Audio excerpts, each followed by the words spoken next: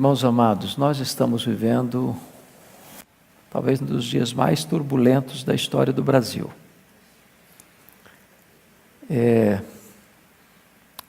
Quase que chegamos à beira do caos, onde apenas a paralisação de uma classe, os caminhoneiros, leva o Brasil a ficar de cócoras, porque a provisão não chega, combustível não chega, o Brasil para as indústrias, para o comércio, para a circulação. Os hospitais não recebem o oxigênio, os remédios, os supermercados não recebem os produtos da agricultura, os produtos não podendo escoar perecem, e nós estamos nessa situação difícil. Como o pastor Erival disse hoje no culto da manhã, estamos vivendo o drama das autoridades tomarem uma decisão e a decisão não ser acatada, ou acatada parcialmente. O descrédito, a decepção. E nessa conjuntura, o que é que a igreja pode fazer? Qual é a maior força que move o mundo? Qual é o maior poder na terra? E eu queria hoje, então, levantar com vocês a importância da oração nessa conjuntura. Lá em Ezequiel 22:30, Deus procurou um homem que se colocasse na brecha, para que se colocasse em favor da nação, para que a nação não fosse para o cativeiro. E quando Deus olha do céu à terra à procura de um intercessor, de um reparador de brechas, Deus não encontra nenhum, e a nação foi para o cativeiro. Deus está dizendo que quando há intercessão na terra, os céus se movem. Quando os joelhos se dobram, o braço do Onipotente age. Apocalipse capítulo 8, versos 3 a 5, para mim uma das figuras mais lindas e mais solenes do poder da oração, é que a oração conecta o altar da terra ao trono do céu. A oração une a fraqueza humana à onipotência divina. Quando as orações sobem do altar da terra para o trono do céu, diz Apocalipse capítulo 8, versos 3 a 5, que elas descem do céu em termos das intervenções soberanas de Deus na história. Deus pode agir sem oração? Pode. Ele é Deus, Ele é soberano, Ele é livre. Mas quis Deus, sendo soberano, agir por meio das orações do seu povo. Então Jesus Cristo disse: nada tendes, porque nada pedis. Pedi e dar-se-vos-á. Buscai e achareis. Batei e abrir-se-vos-á. Porque todo que pede, recebe. Eu pergunto a vocês, Deus pode mudar situações ou circunstâncias humanamente impossíveis em resposta às orações do seu povo? Algumas pessoas que se entregam às lucubrações filosóficas e teológicas dizem: não, oração não muda nada. Está tudo decidido, então a oração não muda nada. A oração muda as circunstâncias? Deus deixa de tomar a decisão A para tomar a decisão B em relação à resposta à oração? E quando você lê sua Bíblia, você percebe que muitas circunstâncias foram alteradas e mudadas em resposta às orações do povo de Deus. Está escrito lá em Gênesis, capítulo 19, versículo 29, que quando Deus estava destruindo Sodoma, Deus se lembrou de quem? De Abraão. E livrou quem? Livrou Ló. Quantas pessoas que estão à beira do fogo, à beira da destruição, e são poupadas da destruição porque alguém está na brecha intercedendo por ela. Quantas pessoas você conhece que hoje está precisando de um livramento na sua vida? E que se você se colocar na brecha, Deus pode livrá-la por causa da sua oração. Vocês se lembram de Êxodo, quando Deus, lá em Cades Barneia, em virtude da depravação do povo, que esquece-se de Deus e adora um bezerro de ouro, e Deus se ira contra o povo, e Deus diz para Moisés: Moisés, eu vou eliminar esse povo, vou começar uma nova nação por meio de você. E diz a Bíblia que Moisés se fez o quê? Se pôs na brecha. Disse: Deus, poupa esse povo, ou então risca o meu nome do livro que escreveste. E diz a Bíblia que a oração de Moisés inclinou o coração de Deus para ouvir o seu clamor e poupar a nação. Você já imaginou o que é que 30 milhões de cristãos nesse país, colocando-se de joelhos em favor do Brasil? Nós estamos aí num ano atípico, extremamente atípico. Quer um exemplo? Eu tenho certeza que não é por causa do 7-1. Tem muito mais do que isso. O povo brasileiro, quando chega a um mês antes da Copa, nós estamos a menos de um mês antes da Copa, as ruas estão coloridas, as lojas estão enfeitadas, está todo mundo andando de camisa amarela na rua, é aquela empolgação. Eu estou com quase 60 anos, eu nunca vi um cenário desse. Nem com o futebol o povo está animado mais. Você está às vésperas de uma eleição para presidente e você pergunta: quem você vai votar? Eu não sei.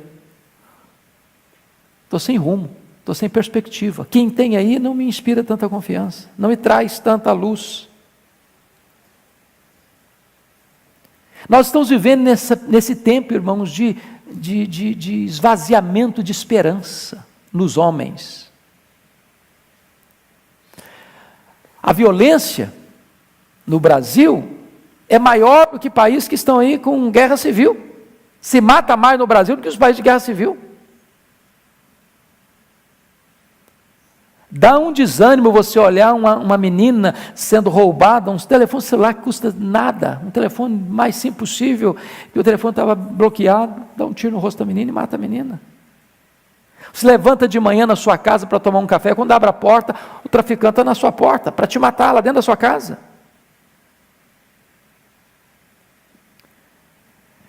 Estamos vivendo um período em que parece-nos que nós não confiamos mais que a classe política brasileira tenha condições de reverter esse quadro.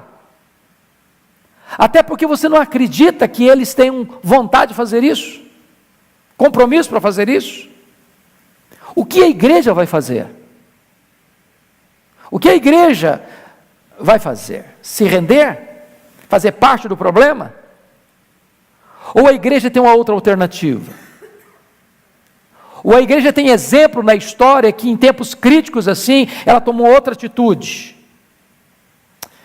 E eu estou convencido, irmãos, de que se a igreja de Deus neste país conspirar contra a crise, numa conspiração santa, num protesto de joelhos, o Brasil pode mudar. O Brasil pode mudar. Sabe por quê? Porque quando você se coloca de joelhos, você não está movendo homens, você está movendo o braço do Onipotente. Você está movendo aquele que está sentado no trono, que levanta reis e depõe reis. Então penso que o Brasil chegou a essa situação, talvez para nos mostrar como igreja, o nosso papel. de reparadores de brechas. Eu procurei do céu um homem que se colocasse na brecha, e não encontrei. Diz Ezequiel 22, versículo 30. Agora, Deus pode mudar a situação? Pode. Pega comigo o que acontece lá com o rei Josafá. Está lá em 2 Crônicas, capítulo 20. Diz a Bíblia que havia um cerco de 3 inimigos. Havia uma conspiração de 3 nações que se reuniram para dizer o seguinte: vamos atacar Jerusalém, vamos tomar Jerusalém. E diz que os seus exércitos já estavam acampados em Engedi, às margens do Mar Morto. Quando Josafá recebe essa notícia de que ele já está na iminência de um ataque frontal, iminente e avassalador, não tinha tempo para convocar o exército, não tinha tempo para formar uma reação, não tinha capacidade de reação, o que ele fez? Ele temeu a Deus, ele sentiu medo e pôs-se a buscar o Senhor. Conclamou um jejum, conclamou a nação para orar, para jejuar. E aí você conhece a história de que Deus reverte a situação. Porque no meio do pânico, do medo, do cerco, do entrincheiramento, do emparedamento do mal, Deus aparece, fala através de um profeta, diz: essa guerra não é de vocês não, vocês não vão ter que pelejar não, vocês vão ficar parados e vão confiar em Deus, vocês vão louvar a Deus, e a crise vai passar, o inimigo vai ser desbaratado, e vocês vão ver a vitória, o vale da ameaça vai se tornar vale de bênção. Deus reverteu uma situação politicamente impossível de ser revertida por meio da oração. Meio da oração. Vocês que conhecem a história se lembram?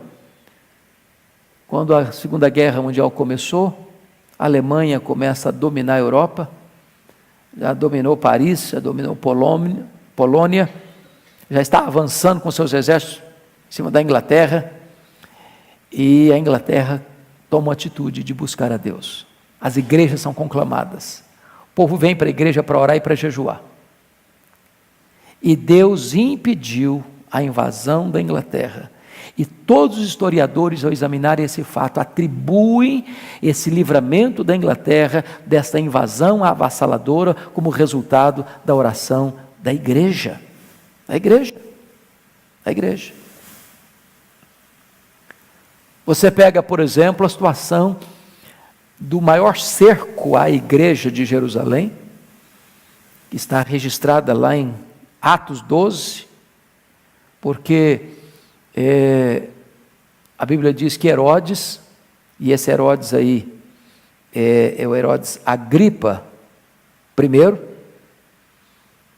porque a palavra Herodes é um nome que você precisa ter cuidado ao examinar na Bíblia, né? Porque às vezes não aparece Herodes e o adjetivo do Herodes, e aí a gente pensa que é um Herodes só. Não, a Bíblia faz menção aí, com o nome Herodes, de 4 deles pelo menos Herodes, que mandou matar as crianças de Belém, é chamado Herodes o Grande. Aquele Herodes que mandou matar João Batista, e que escarneceu de Jesus, Herodes Antipas. Esse Herodes aqui, que mandou matar Tiago ao fio da espada e prendeu Pedro em segurança máxima, é Herodes Agripa I. Aquele Herodes diante de quem Paulo discursou lá em Cesareia quando estava preso, e disse para Paulo: por pouco me persuades a me fazer um cristão, é o Herodes Agripa II. Então esse Herodes Agripa I, aqui em Atos 12, ele passou o fio da espada a Tiago, irmão de João, prendeu Pedro, prisão máxima. Por que prendeu? Porque Pedro era um líder mais destacado, pensou o perigo de um motim, de uma rebelião, e aí depois da Páscoa o povo voltava para casa, a cidade ficava vazia de novo, sem holofotes, a ideia era matar Pedro. E diz a Bíblia que nesse momento em que a igreja, os líderes da igreja estão sendo presos, estão sendo mortos, estão sendo ameaçados, a igreja está acuada, a perseguição chegou. Diz Atos 12 que houve oração por parte da igreja em favor de Pedro. E Herodes já sabia disso, que Pedro, juntamente com os apóstolos, estavam saindo da prisão assim, com cadeia fechada, e saíam. Um anjo de Deus ia lá e dava um jeito, era um susto terrível. Aí a pessoa: bom, agora ele não sai, Vou botar o cara na prisão máxima, botar 4 escoltas de 4 soldados cada um, você sair da primeira não sai da segunda, sair da segunda não sai da terceira, se sair da terceira não sai da quarta. Então, dessa prisão não sai. A igreja orando. Um problema insolúvel. Deus não salvou no primeiro dia, nem no segundo, no último dia. Deus, leia a sua Bíblia, você vai ver isso. Deus é especialista em salvar no último dia. Quando você diz, não tem mais jeito, acabou mesmo. Bom, então Deus age. Então, se você está vivendo aí no último dia, você é um forte candidato a um milagre de Deus. Seus recursos acabaram mesmo, não tem mais jeito não. Então Deus é poderoso para se manifestar e reverter essa situação. Aí um anjo de Deus, não precisa nem muito um anjo não, um só, vai lá. Dá uma cutucada no Pedro, e aí Pedro, vamos acordar? Chega de dormir, cara. Agora imagine você no lugar de Pedro, sentenciado à morte, dormindo gostosamente. Por que esse cara dorme? Tem hora, irmãos, que nós precisamos entender uma coisa. Na crise, Deus não perdeu o controle. Quando os homens pensam que eles estão no comando, nós precisamos saber que quem está no comando é Deus. Que mesmo que o Brasil esteja à beira de um caos, Deus não está desesperado. Deus não está abalado. O trono de Deus não está desacreditado. Basta um sinal de Deus e a coisa resolve. Oração. As cadeias se romperam. Era de noite, possivelmente estava fazendo um pouquinho de frio. Falei, bota a sua capa, filho, não quero que você fique resfriado, não. Eu vou te livrar da cadeia, vou te livrar da prisão, mas eu não vou te livrar da gripe, não. Então bota a sua capa bonitinho, se cobre. E aí diz a Bíblia que estão saindo.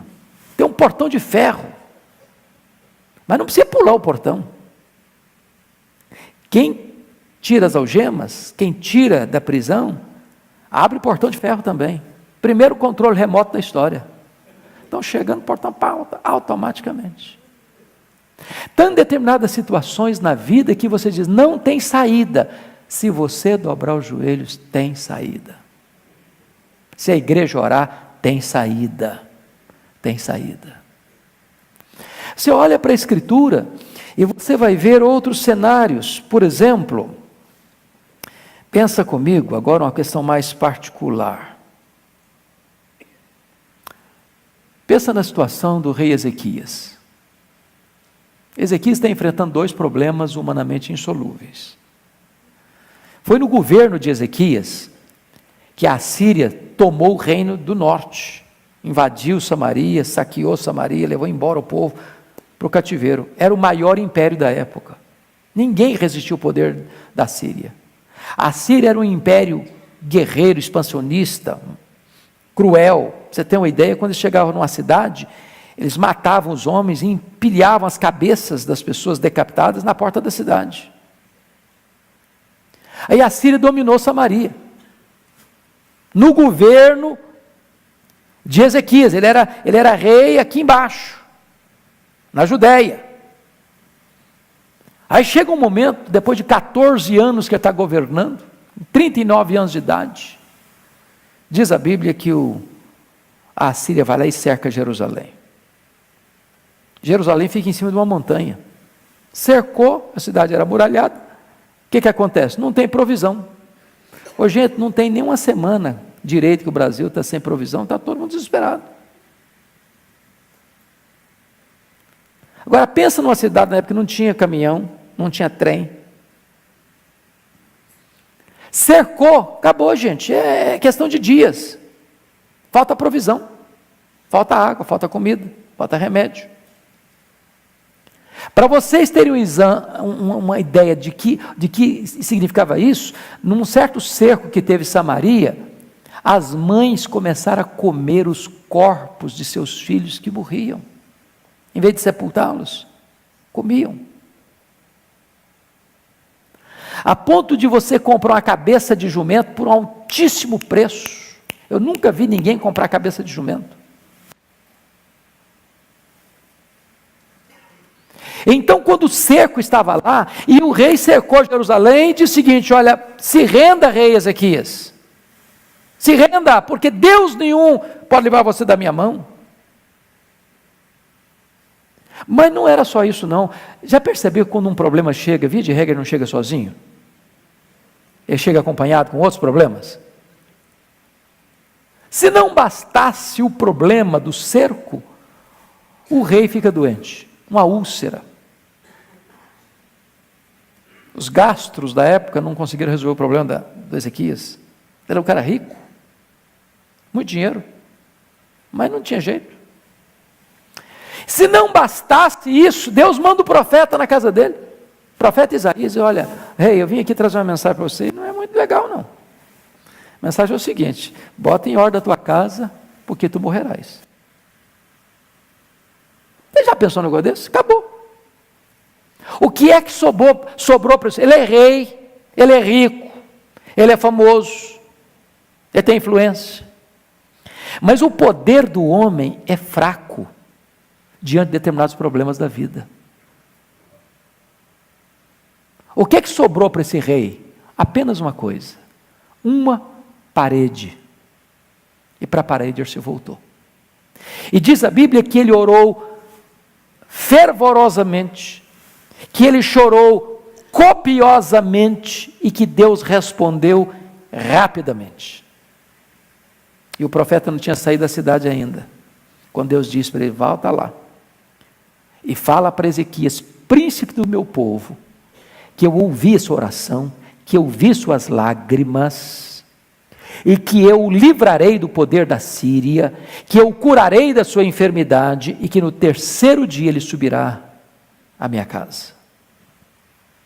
O rei pergunta para o profeta assim, ao retornar e dar a notícia para ele: que prova Deus vai me dar de que ele vai me atender, vai me curar, vai me livrar?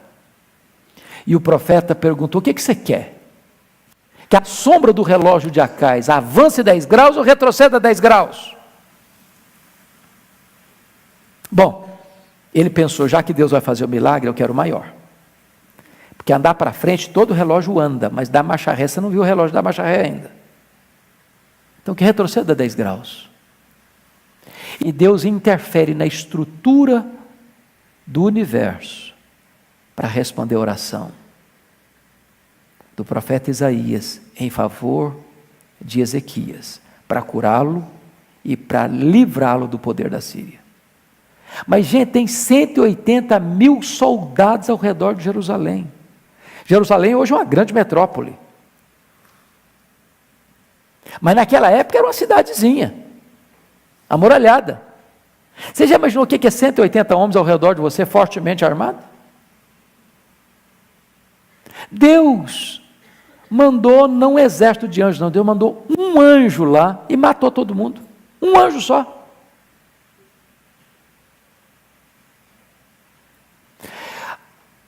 Quando nós não sabemos o que fazer, nós podemos buscar aquele que sabe o que pode fazer. E faz, em resposta à oração. Nós estamos numa crise nacional, nós estamos numa crise internacional, mas às vezes a nossa crise é mais perto da gente, não é não? Às vezes a nossa crise está dentro da nossa casa. Às vezes a nossa crise está dentro de quê? Do nosso coração. O que você vai fazer? Jogar a toalha? Entregar os pontos? Se desesperar? Você pode, no seu último limite, experimentar o máximo da intervenção divina. Porque oração é unir a fraqueza humana à onipotência divina. O altar da terra ao trono do céu. Eu queria, neste momento, de pensar em você, por exemplo, numa outra cena. Pega, por exemplo, Paulo e o Silas em Filipos. Paulo era um cidadão romano, estava numa província romana, mas as autoridades lá não sabiam direito, não pediram a carteira de identidade dele, nem o passaporte dele. Aí pegaram o Paulo, bateram em Paulo, bateram, bateu muito, botou o cara num cárcere interior. Esse cárcere interior não era apenas uma espécie de solitária, era uma prisão onde o camarada ficava lá embaixo, sem luz, sem ar fresco. Havia buracos cavados na pedra, onde as pessoas botavam os braços e os pés. E naquela circunstância, feridos, machucados, ensanguentados, injustiçados. Diz a Bíblia que Paulo e Silas não murmuram, não reivindicam direitos, não blasfemam, não fazem oração imprecatória contra os algozes, mas diz a Bíblia que eles oram e que eles cantam. Irmãos amados, nós precisamos crescer um pouquinho mais na fé, porque eu não sei se você e eu estivéssemos lá, se seria essa a nossa postura. Mas esses homens entendem uma coisa: pode estar fora do meu controle, mas não está fora do controle de Deus. Quando Deus permite a gente passar por uma circunstância difícil, nas palavras de William Cowper, uma providência carrancuda, Deus não perdeu o controle, não. É hora de nós orarmos, louvarmos, porque Deus pode estar usando essa situação por uma bênção maior. É por isso que Paulo, quando escrevia suas cartas, ele diz: eu não sou prisioneiro de César, eu sou prisioneiro de Cristo, eu sou embaixador em cadeias. Se me levarem para lá, eu vou ser missionário lá. E quando você lê as cartas, sobretudo a carta aos Filipenses, você vai entender uma coisa maravilhosa. Paulo foi levado para lá por uma finalidade tão espetacular, que foi evangelizar a guarda pretoriana, 16.000 soldados de elite, a guarda do imperador. Se Paulo estivesse solto, ele jamais alcançaria aquele grupo. Se Paulo estivesse solto, ele jamais escreveria algumas cartas que você tem na sua Bíblia. Então, se Deus está permitindo a gente passar por uma situação adversa, nós temos que pedir aquilo que o pastor falou agora há pouco: sabedoria. Deus, me dê sabedoria, me dê discernimento. Por que eu estou passando por isso? Por que essa circunstância está assim? Por que estou vivendo esse drama na minha vida, na minha casa, na minha família, na minha empresa, nos meus negócios, na minha vida pessoal, na minha vida conjugal, na minha igreja, na minha nação?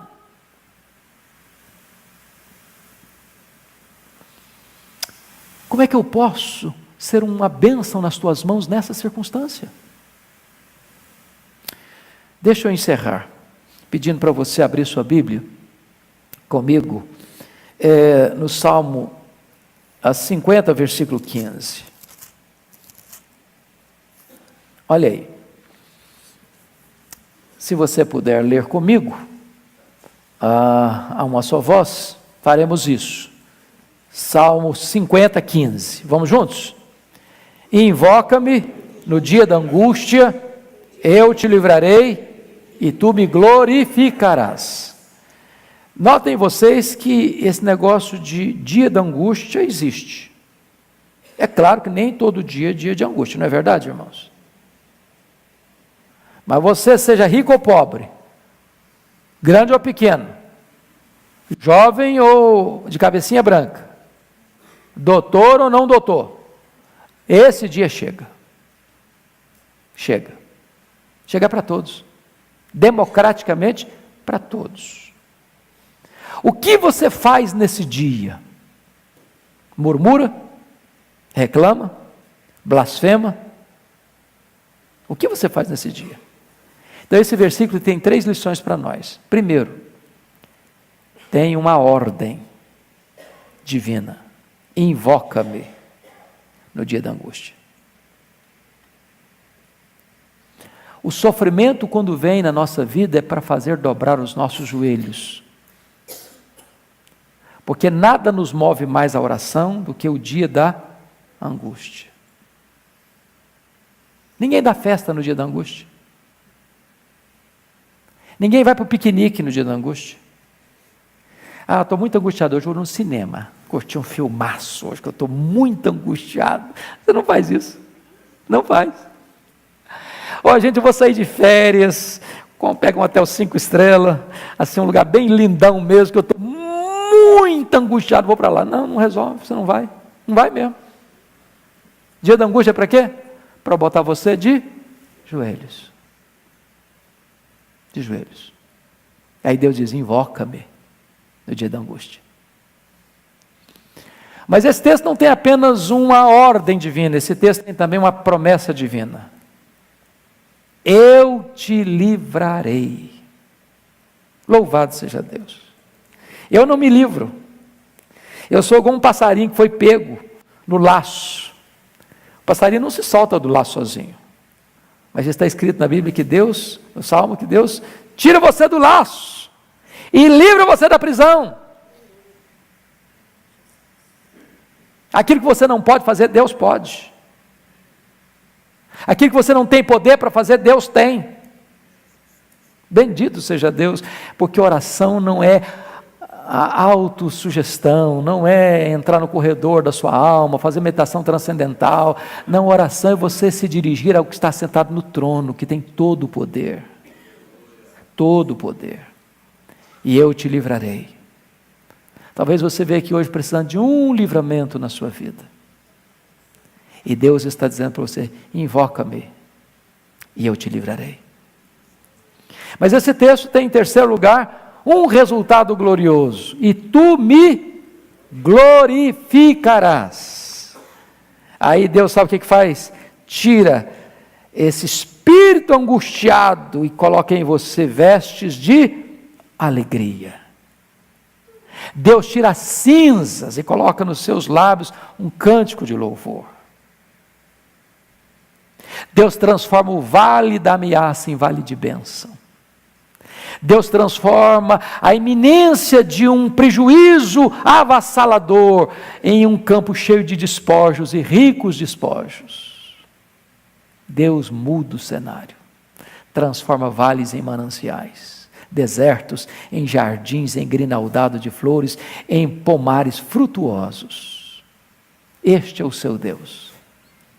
Este é o nosso Deus.